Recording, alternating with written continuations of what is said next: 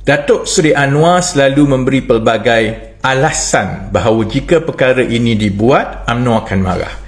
Jika perkara itu dibuat, DAP akan marah. Jika kita baiki perkara ini, GPS pula tidak akan puas hati. Dari situlah bermulanya keluhan beliau mengenai saya, kerana beliau begitu fokus untuk menang penggal kedua, tidak kira apa harga yang perlu dibayar. Menjaga hati UMNO, DAP, GPS dan pihak-pihak berkepentingan lain itu lebih penting dari segala-galanya.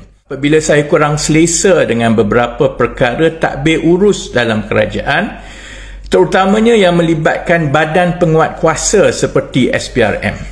Juga apabila beberapa perkembangan menunjukkan kita mula membina kroni tersendiri yang jadi kaya secara tiba-tiba dan ada pengaruh besar dalam kerajaan, sedangkan mereka tidak ada pertanggungjawaban pun dalam kerajaan atau kepada rakyat.